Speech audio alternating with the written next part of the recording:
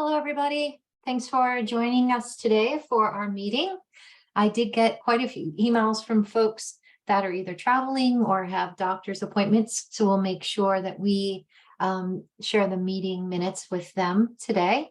It is a bit hit or miss during the summer with people going on vacations and things, but I think it's important to try to get together, keep everybody on the same page with what we've been focusing on and working on so far.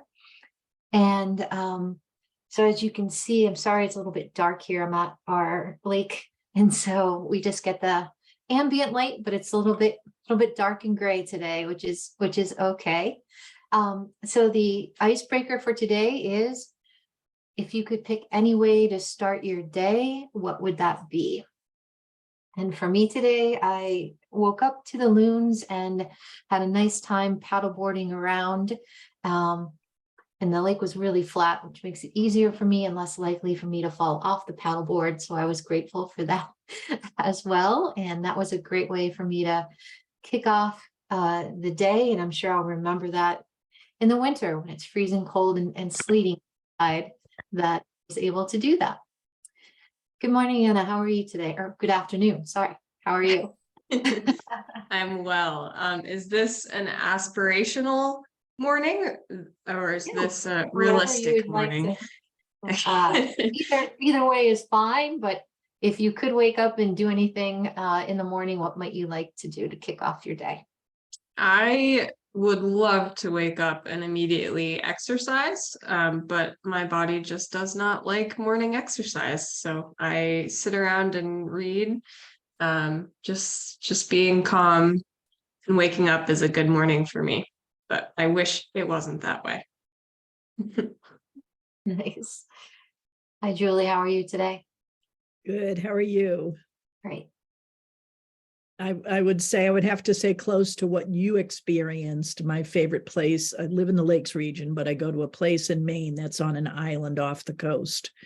And it's a very special place to be. So a perfect morning is to wake up there with coffee on the deck, looking out at the ocean and hearing loons and seals and lobster boats. Oh, wow. That sounds great.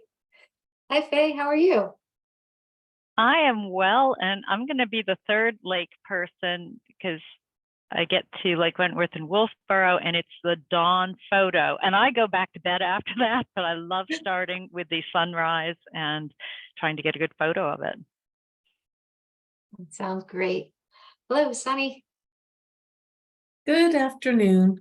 So my ideal way to wake up is, or thing to do right after I wake up, is to sit on the balcony with coffee on a cruise ship. But in reality, what is ideal for me is to having just a little bit longer to lay in bed. Yeah, I enjoy that too. Just those extra 10 minutes where you don't have to race around feels fabulous in the morning. So I'm going to thank you for sharing, and I'm going to try to any things open, but let me try to pull up our. Bear with me, I clicked on the wrong button. I'm going to try it first, Anna, but if I'm not successful, if you could help me out, I would appreciate it. Yeah, I would appreciate your assistance because I'm not pulling up what I need to for screen sharing. Thank you. You got it. One moment.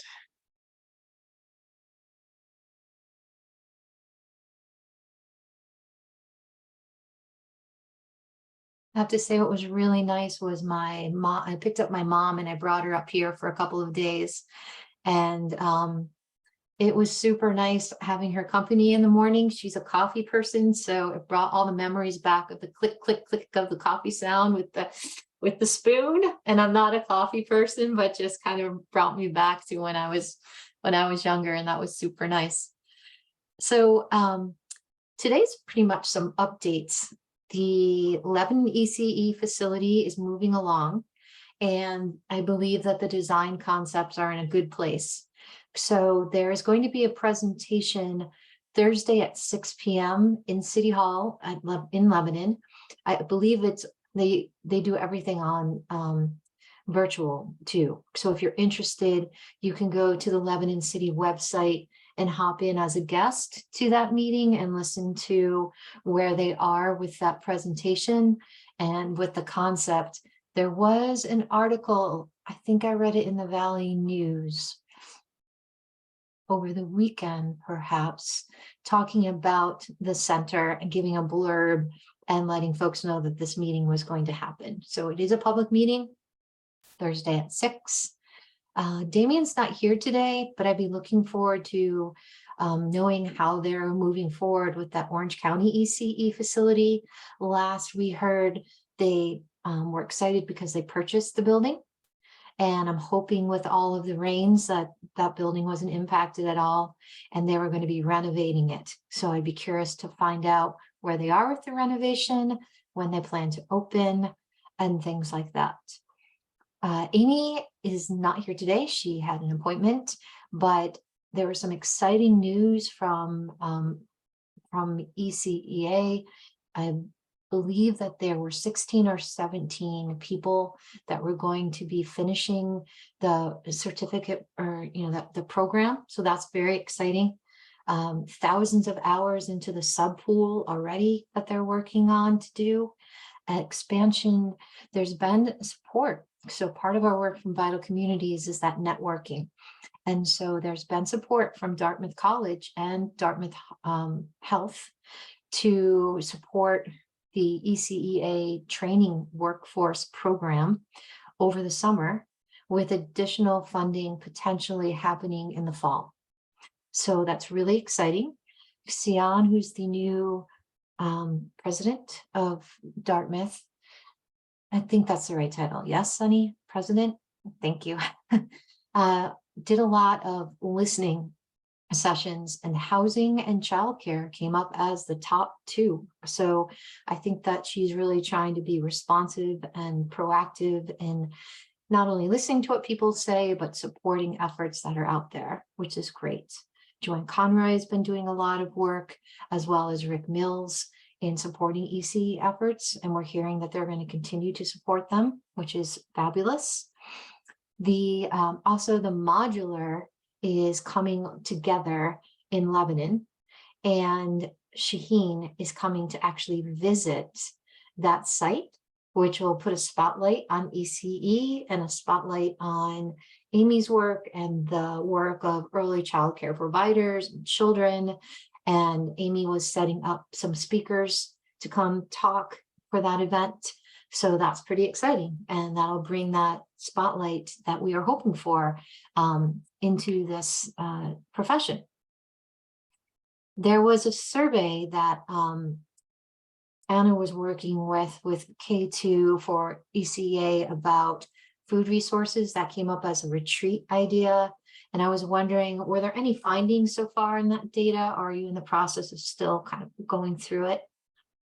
Before we talk about that, I just have a quick question about Shaheen's visit. When is that?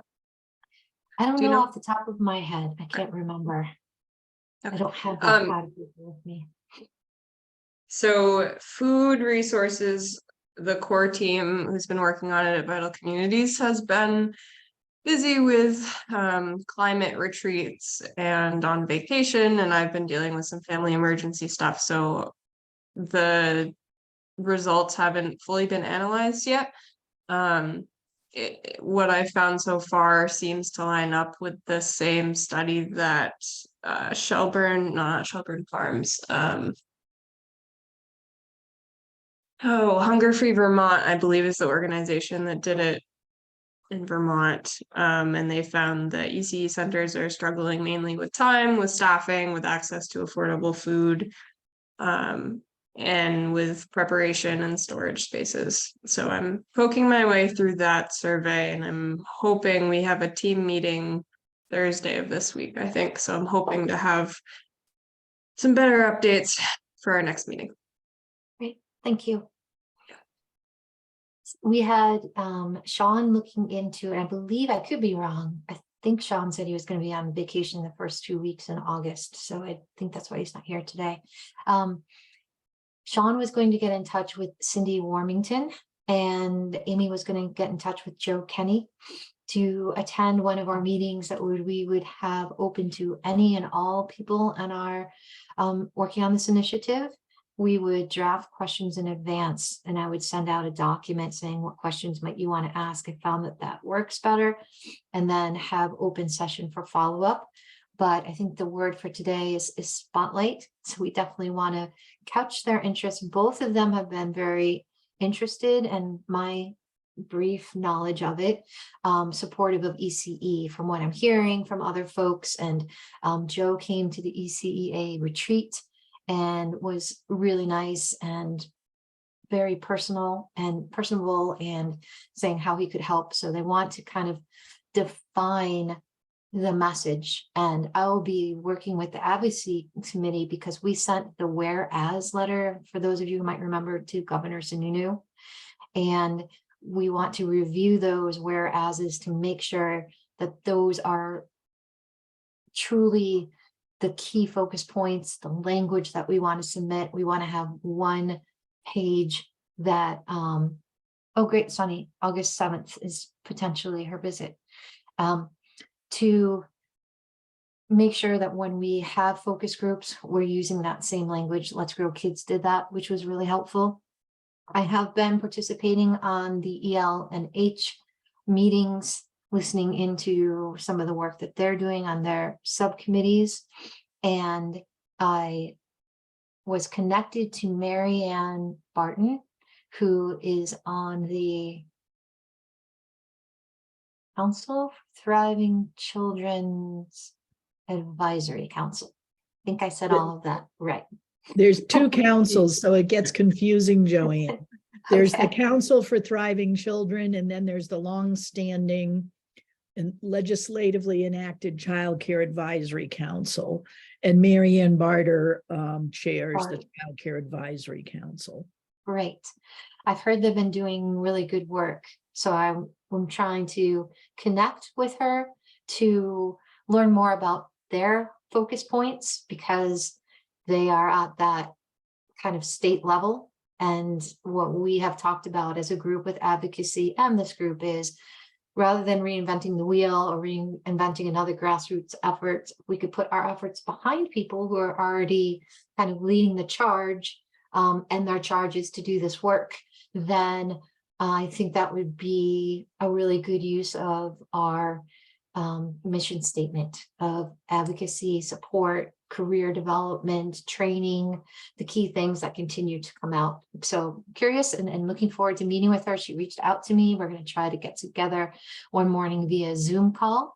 And I know EL&H is talking about, what's interesting is no matter what group I go to, we continually have the same kind of 4 or 5 points that we're all focusing on. So it seems like if we could get a clear message, get behind the council's work, they have the ear of the governor and can kind of lead us in multi directions as far as how to support. So I'm looking forward to that meeting. Update on legislative efforts. It's pretty quiet right now, but this would be the time to think of people, including, I know his last name is Barry, to try to get them to either come to a Zoom meeting with us or for us to go to them. I heard that there might be some legislative like people going around toward the Manchester area, but there's not a lot happening in the Upper Valley area.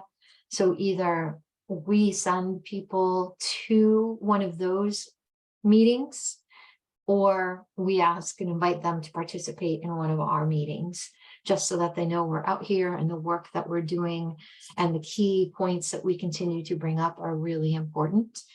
I was in contact with Emily from Let's Grow Kids. They are super busy right now. And I think they're reviewing everything and figuring out next steps, but I hope to connect with her to be able to provide a better overview of what's happening in Vermont now that that legislation has come through, so that we're aware of it. Anne and I will be working, I've created a template, but we want to continue to share with the corporate council that supports the ECE work, these connections that we've made with Dartmouth Health and Dartmouth College, the efforts that we've made with updating our North Stars and the charter, the connections that we're having. So we will be updating Sarah Kobolinski and Sarah Jackson on that so they can bring it to corporate council. There's a meeting in August. And Sunny, I see you added a chat.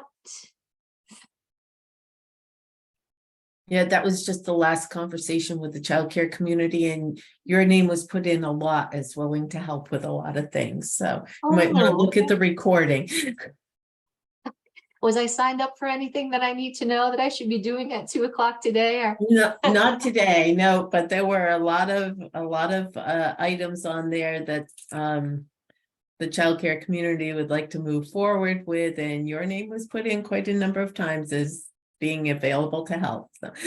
well, Anna and I will listen to that and see what we can do. But I'm glad people are seeing me as a helper. That's truly what my aim is with this group, and to do the shout outs and get things moving and getting people networked together. So I'm happy to hear that. Do we have any other business for workforce today? I know it's a bit of a smaller meeting. Hey, Anna. Sarah Jackson, the executive director of Vital Communities, has been working with UV Strong, which I don't know if anyone else here is familiar with it. It's an organization, an ad hoc organization that was formed. Maybe it was formed for Hurricane Irene, and then they jumped back into it for COVID, and then it kind of faded off, and now it's been reinstated for flood relief in the Upper Valley.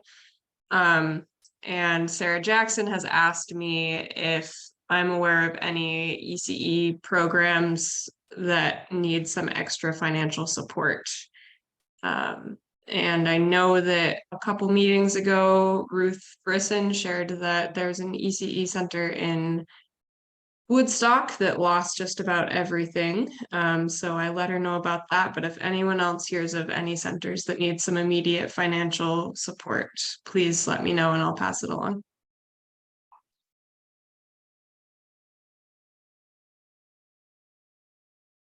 I had an idea, if you wouldn't mind sending a message to Amy and just copy me on it. She's networked both states, because there might be some places in New Hampshire too. I know northern New Hampshire had issues with mudslides and things like that might have been impacted as well. So she would be a good resource, I think, to connect with. Any other ideas about how we might locate places that need support? I did send an email to you and Amy. I'm sure Amy is very busy at the moment. Okay.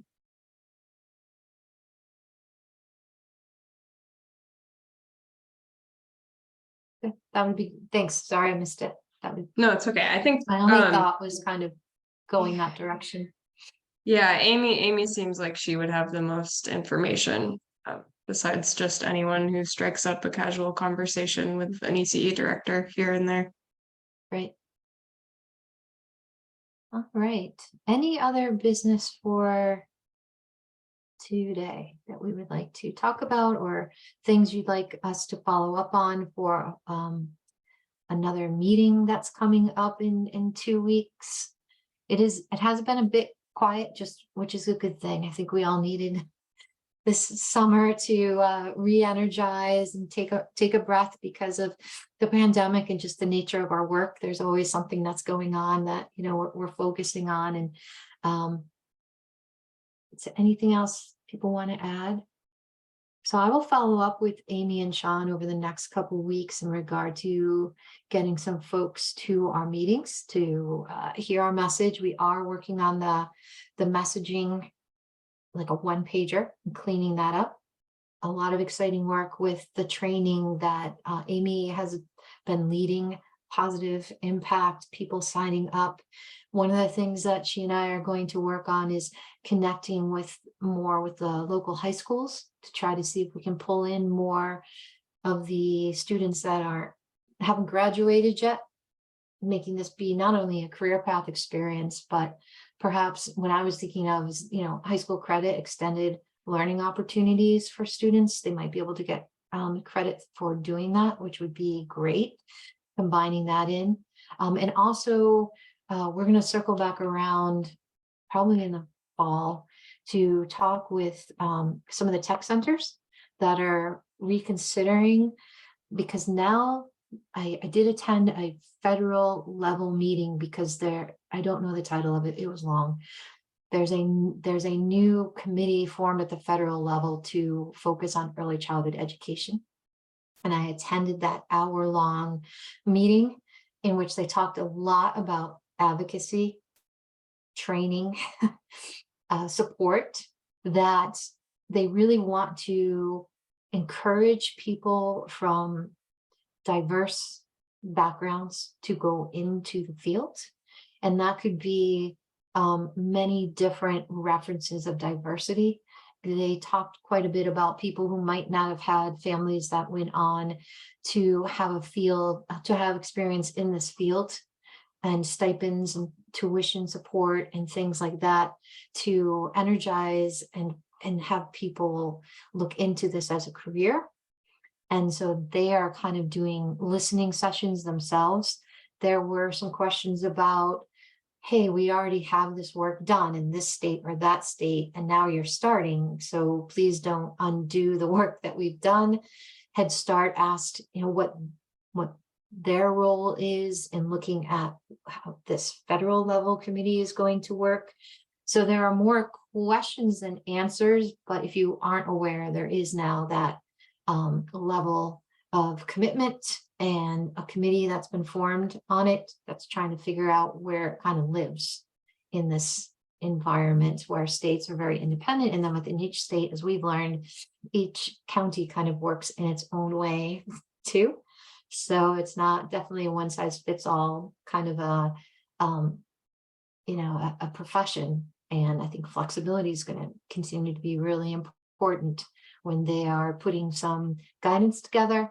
They are looking for input down the line. So when there are opportunities to do that, I will definitely push them out to folks. When there's a next webinar, I will let everybody know. It came across my radar. I wasn't quite sure what it was, just hopped on and went, oh, I should pay attention to this. This sounds like it's something that's going to be here for a while. And so I wanted you to know about that as well.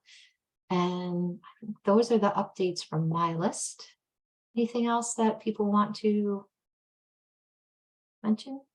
Joanne, CCV does have an early college program for high school seniors, and that's for Vermont high school seniors, but we have plenty in the area, and they can take ECE classes. I know I have taught when I was teaching intro to early childhood. I had several high school seniors in that class, so that's an avenue to push forward when you're looking at high school. Excellent. I would love to take a course from any of you. Wow, all that knowledge. I would just be so excited. I would just be a sponge in that class for sure. That's great that you taught. That's fantastic. I will write that down. Is there a New Hampshire community college? Would that be the one that's in Lebanon? Well, River Valley Community College, but I'm not sure if New Hampshire has the same early. Julie, do you know anything about that? If New Hampshire has an early college program? They have in the past, and I'm actually glad to hear this federal push, because the New Hampshire community technical colleges, many of them, along with the high school programs, have pulled back from their commitment to ECE in recent years because of the challenges we know that exist in the field about livable wage, and is it a career where somebody can make a livable wage. So unfortunately, there's been a lot of pullback at the community technical colleges, with many of them closing their lab schools. Some still exist, but I think that's a worthwhile conversation to think about having with the leadership of the technical college system, to see if there can be some refresh there with the thinking, particularly if it means resources potentially from the federal government. What I can do is Joy Gobin is a high school teacher. She's an exceptional extended learning opportunities resource for Lebanon. And when we did the STEM experience with Hypertherm Fuji, we worked with River Valley, I believe it was, so that they could get college credits. So I'm going to circle back with Joy and find out who she connected with to do that program, because I met that person several times. If it's the same person, he went to a lot of our meetings to help us design the experience so that students could get the credits and make sure that when we created the course, it matched what their expectations were. And I think sometimes backwards planning is really helpful when you have the people who are going to give the credit, who know what the experience has to be, and then create it to match it, rather than creating something and then figuring out it doesn't match. So getting out in front of that, I think, would be really helpful. So I wrote a note for me to get a hold of Joy and ask her for that connection. And it would be a nice start for the Upper Valley, since where is the Vermont CCV? Is that in White River? There, let's see. Yeah, there is one in White River, but most of their courses now are online. So they can take classes online, and that opens up how many classes are available to them. But there are in-person and hybrid classes, it's actually in Wilder. It's across from the Dothan Brook School. Okay, yeah, perfect. Great. And I don't know if the Randolph area Career and Technical Center is still offering their ECE program or not, but they were one of the last holdouts in the Upper Valley area to, still have their ECE program. As of 2 or 3 years ago, they did, but I haven't checked recently. I'd be happy to look into that and find that out. Because I'm also thinking that if funding is a barrier for some people who want to go into the field, we might be able to get the funding to support them if that's an issue, so they could take online. The other thing I'm thinking about is technology. If we were to purchase a certain number of devices, if that was a barrier for people from taking it online, they would, have that and or hotspots. I know that there are a lot of places where you just can't get internet. And so I'm thinking barriers such as money, devices, and hotspots.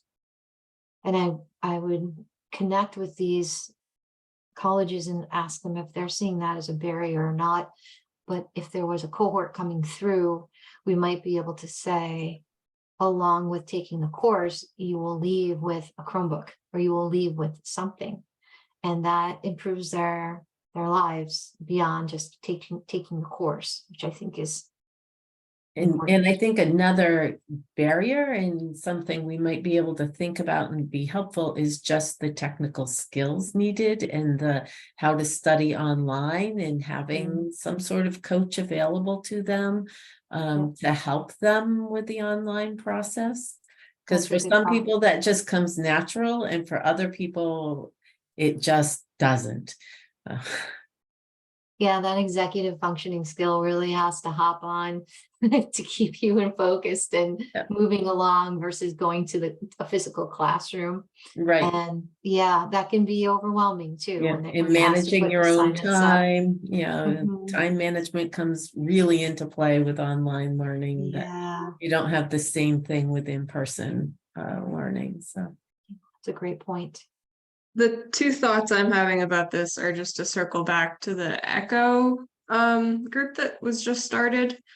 I've been attending the meetings. It sounds like we're gonna have some sort of in-person connection sometime in September. Joanne, I can loop you in on that if you want, and anyone else who wants to be a part of that. And the other thought I have is that there is a subgroup of the corporate council, the Vital Communities Corporate Council, that is focused on workforce development in the Upper Valley, not just for ECE, not for any specific sector. But I know that ECE is a very important sector for the corporate council. So they've been having guest speakers at every meeting. They meet once a month. I've just been going to take notes. But if we could get in some sort of guest speaker for an ECE program at a technical center that's been working, then maybe we can all discuss what bringing more ECE programs at the high school level or college, community college level would look like in the Upper Valley. I had a really good conversation with, oh, I'm picturing her right in front of me. And as soon as I leave this meeting, I'm going to say, of course, that's her name. I always think of Doug because Doug was the director of the Hartford Tech Center for so long. And she's been doing a fabulous job for the last few years running it. And we talked with her and the person who's running their curriculum instruction work.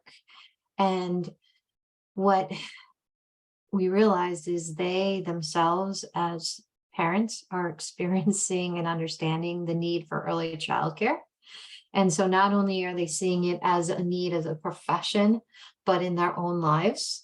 And there was interest in circling back around and having that conversation in the fall. And I think if there's that national level, and there's what we're talking about, this need where if we can, get it to a point in the profession where it's viable, then these programs can reopen up again. And there was interest right there. So I am excited about that possibility, but they would need to have some, and the biggest thing that they said is they would need to have a certain number of students for sure in every cohort in order for them to keep it and make it sustainable. So I was on that board for 9 years, and it's one of my favorite places, the Tech Center. They're doing amazing things there, but we did see programs come and go, or programs that everyone thought was going to be amazing. They just didn't have the student cohorts to keep it going. And they even try to keep things when the numbers are really low, because they know that's what the students want to focus on, and it's all important work. But that's an idea that they all get together as tech centers. So if I circle back around, and maybe she could go and talk with the other tech centers and get back and say, these are the tech centers that are offering ECE and can do some kind of work along those lines. So I'm glad you brought that up. I'm going to put that down in my notes to follow up with tech centers, New Hampshire and Vermont. It's just another layer. But if you can imagine something along the STEM internship where our students actually were at Hypertherm and at Fuji and doing the hands-on work, getting high school credits, getting college credits. They got hired right afterwards for the summer vacations. They were hired. They said, if you want to go and get your degree and come back, we'd love to hire you then too. One of our high school students just this year got hired right after graduation to work at Hypertherm. And with the models that Amy's bringing through, we could bring students to the early childcare programs. They could get high school experience. They could get, college credit, and could build it through the tech centers. I think that would be really exciting to see that happen over the next couple of years. It would take time. It took us over 2.5 years to get through all the hoops for the STEM internship program.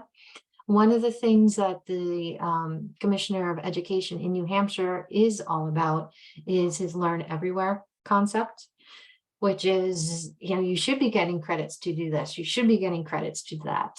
He wants to move away from what we call Carnegie seat time. And there's some pushback on that, but there's always a balance with new philosophies. But in looking at this kind of career pathway and getting credits and hands-on experience, right now it lands with the school district to determine what credits would be given. And there are some districts I think that would be open to it. I'm thinking Mascoma would be another region to look into for supporting this kind of work. I could definitely see Claremont as a region for supporting this kind of work. And I'll be meeting with the superintendent of Claremont in August to talk about the changes in New Hampshire's education legislation or education standards for the state. So I can combine those two when I meet with him, kind of get his sense of what he thinks as a superintendent possibilities in Claremont. If we could create a program, as Amy has done in one place, then it can be easily replicated. And other schools would say, oh, you're already doing this. How did you do it? We're not reinventing the wheel. We want our kids to have that experience too. So we just kind of need to find a model school that will work with us on that, and also not have it be in competition at all with what Amy's doing, but have Amy build it and be part of it. And it's an offshoot of what she's already doing. I think that's super important as well. So, wow, that's exciting. These are great ideas. I'm looking forward to looking into them. It's kind of neat.